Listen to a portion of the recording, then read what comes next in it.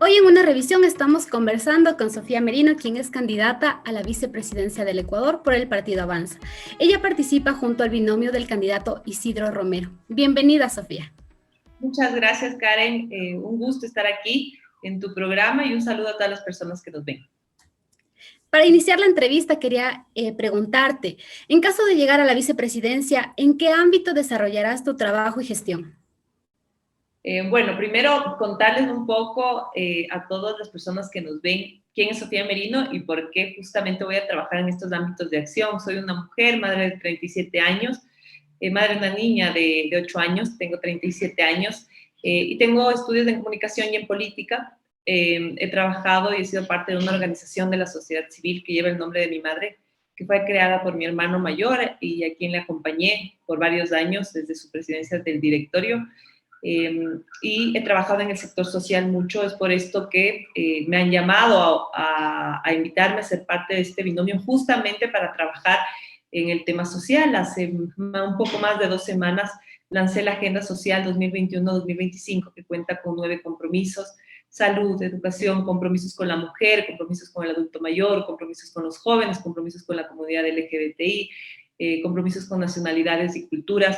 Y justamente es desde ahí el trabajo que yo realizaré en caso de llegar pues a la presidencia y vicepresidencia de la República. Trabajaré en el sector social, pero además de trabajar en este sector, es muy importante tener ya vicepresidentes de territorio, ¿no? Las realidades que se viven en el país son muy duras y solo caminando, recorriendo y visitando a los ciudadanos te das cuenta de estas realidades. Así que también seré la vicepresidenta de territorio, que será los ojos justamente del presidente en todo el territorio ecuatoriano. Una de las propuestas del candidato Isidro Romero ha sido la dinamización de la economía, pero ya en tu caso entiendo que el plan de gobierno que propones se enfocará en atención a algunos sectores sociales a través de los compromisos que nos comentabas. Cuéntame de qué se tratan estos compromisos y hacia qué sectores se van a enfocar. Sí, exactamente, como tú lo acabas de exponer, dentro de nuestro Plan Nacional de Gobierno, lo más importante es la generación de empleo, el desarrollo de la economía, la dinamización de la economía y la generación de recursos en el país. ¿Para qué? Para que esto se traduzca a oportunidades a los ecuatorianos, y es desde ahí donde trabajará, pues obviamente el presidente, ¿no? Con su experiencia en la generación de trabajo, con su experiencia en el emprendimiento, en la agronomía, en la pesca, y en muchos temas de desarrollo económico más. Y pues yo he lanzado esta agenda social que cuenta con, como te había dicho, compromisos con la salud. Te doy el ejemplo de cuáles son los programas que tenemos en salud, Karen.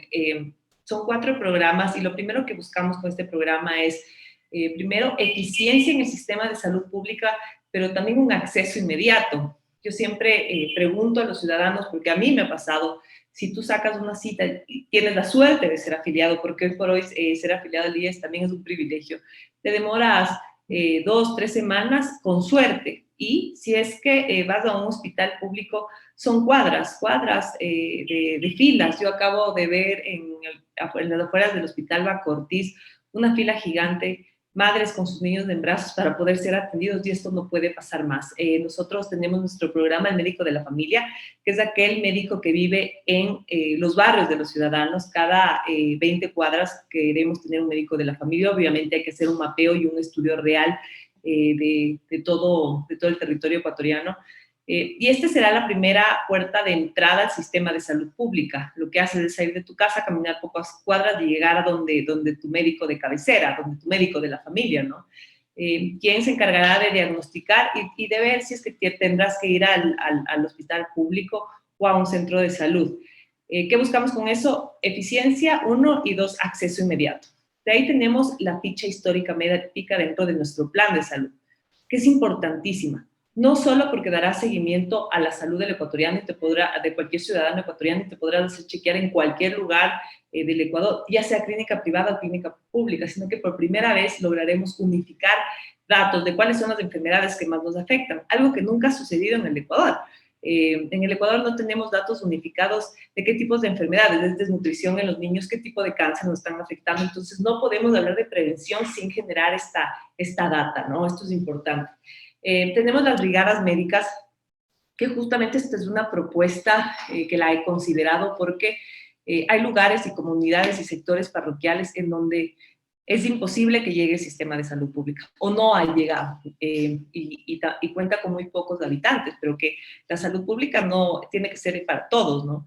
Y estas brigadas tienen, dentro de sus especialistas, tendrán a nutricionistas, a odontólogos, a pediatras, a oftalmólogos, a ginecólogos y a médicos generales.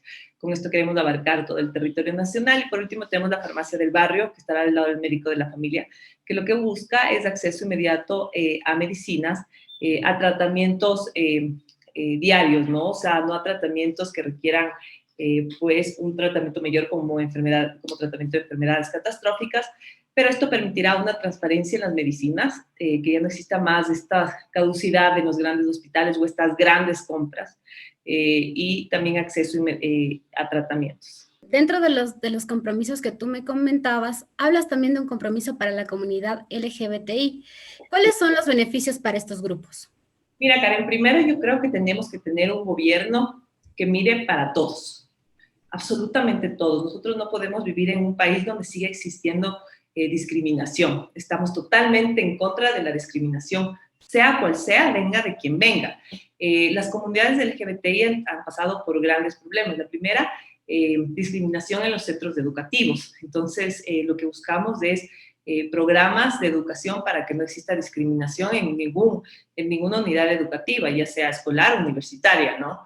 El segundo, seguridad jurídica para ellos. Es decir, ya se aprobó el matrimonio igualitario, pero hay que recalcar que si bien pueden contraer matrimonio, no tienen muchos derechos que los matrimonios de hombre y mujer tienen, y lo que buscamos es que existan estas seguridades jurídicas.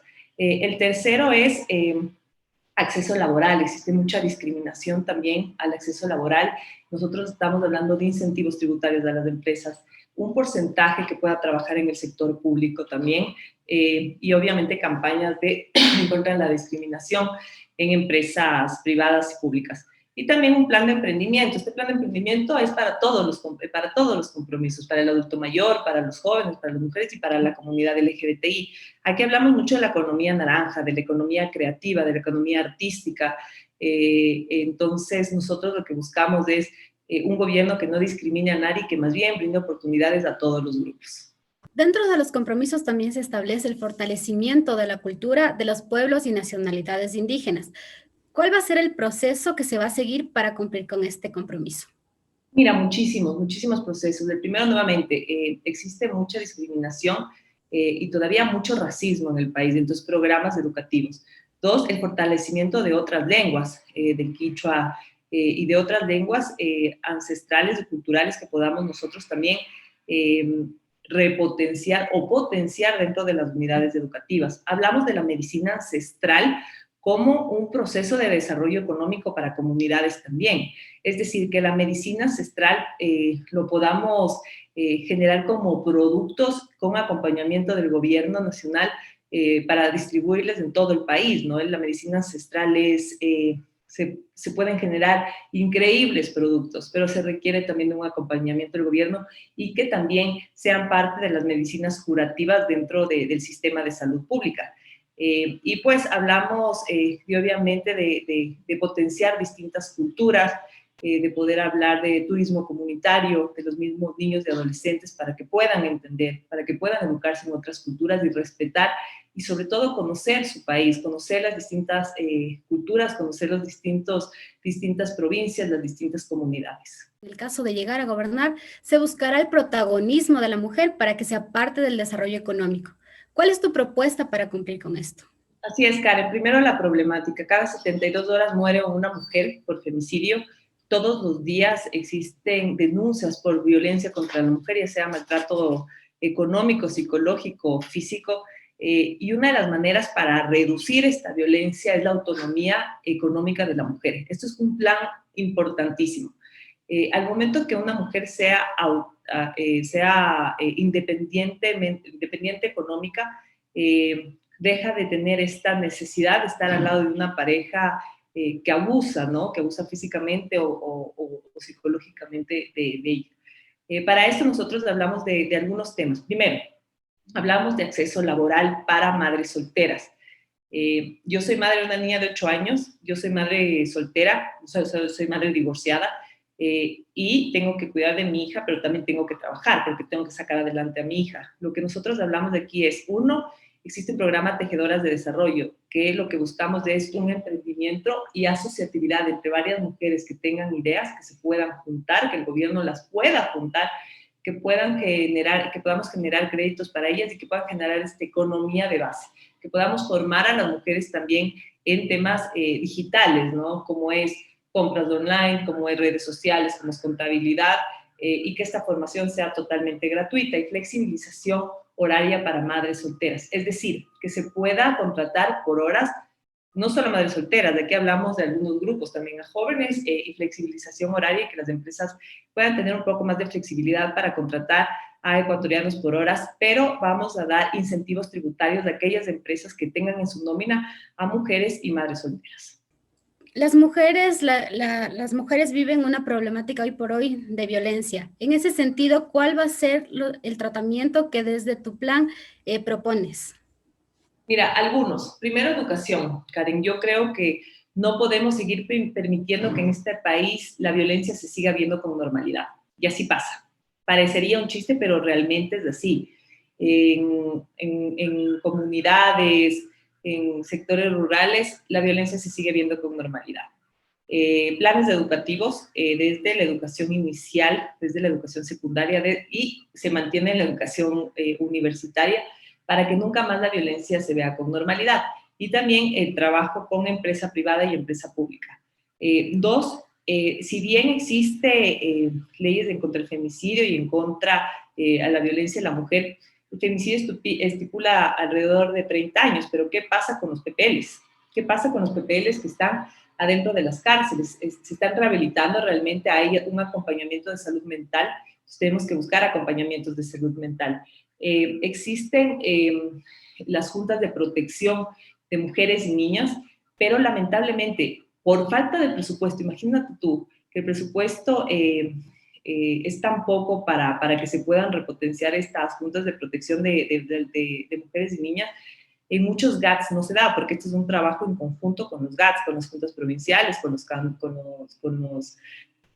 gobiernos autónomos descentralizados, y no pasa, ¿no? Entonces, se tiene que crear definitivamente infraestructura en muchos lugares para que realmente puedan haber estas juntas de protección a la mujer. ¿Qué tiene que haber en estas juntas de protección a la mujer? Primero, acompañamiento jurídico, es decir, el miedo de una mujer a denunciar es muy grande porque se siente sola y siente que se tiene un problema muy grande. Pero si tienes un abogado, tienes un psicólogo que te acompañe en todo el tratamiento y tienes una asistencia social para tus hijos, se vuelve mucho más fácil. Entonces, repotenciar estas juntas de protección. Penas y sanciones duras para cualquier tipo de maltrato a mujer. Es decir, no solo basta con los daños en penas. Si bien en 30 años es para un femicida, tenemos que pensar en que se endurezcan aún más las penas para el maltrato físico, psicológico y económico también. En el contexto que vivimos ha sido indispensable el acceso a tecnología. Dentro de tus compromisos hablas de un enfoque hacia los niños y jóvenes para atender sus necesidades. En este sentido, ha sido muy limitado el acceso a educación hoy por hoy, teniendo en cuenta que la educación es un derecho. ¿Cómo resolverías esta problemática? Mira, nosotros tenemos el Plan Nacional de Acceso Digital. El gran problema, Karen, es que no llega el Internet, ni siquiera en las áreas urbanas, peor en las áreas rurales, y lo que buscamos es tener una alianza público-privada. El gobierno no puede trabajar solo y esto tenemos que entender. Tenemos que hacer un gran acuerdo nacional, pero esta vez el gran acuerdo nacional no es con partidos políticos, el gran acuerdo nacional será entre varios sectores. Entonces está la academia, está el público, está el privado, están las organizaciones de la sociedad civil. En este tema en específico, tenemos que trabajar con las telefónicas, en donde el 5% de sus ganancias sean destinados a la repetición de antenas, sobre todo en los barrios más vulnerables y pobres. También tenemos que hablar de la repotenciación del CNT. Pero no solo podemos hablar de acceso a Internet, sino velocidad de Internet, que nadie lo dice. El gran problema es que muchos tenemos un gran problema de velocidad de Internet en las áreas rurales también, y tenemos que llegar pues con internet y velocidad de internet. ¿Qué es lo que buscamos con esto? Uno, que un pupitre ya no sea el límite para estudiar. Yo creo que la pandemia, si bien nos ha dejado desastres, muertes, angustias económicas, también tenemos que ver las grandes oportunidades, y es que hoy por hoy podemos entender que pueden haber mallas 100% virtuales. Y esto es importantísimo. ¿Para quién? Para niños que viven en zonas rurales alejadas, uno. Dos, para niños con discapacidad, para niños con cáncer o enfermedades catastróficas, que hoy por hoy no existen las aulas hospitalarias bien manejadas y que pueden hacer clases 100% virtuales. Y para los jóvenes que lamentablemente aún no se han construido, y es inaudito, aún no se han construido universidades públicas de provincias como Santo Domingo, que les toca migrar a otras provincias, y muchas veces lo que terminan haciendo es renunciando a su carrera o renunciando a sus estudios por falta de recursos. Entonces, este acceso nacional a Internet nos busca que muchos estudiantes puedan estudiar, valga la redundancia, en sus hogares con mallas 100% virtuales. Esto no quiere decir que se va a cambiar el modo de la educación en el país. Para nada, es indispensable pensar en post-pandemia. ¿Qué va a pasar después de la pandemia?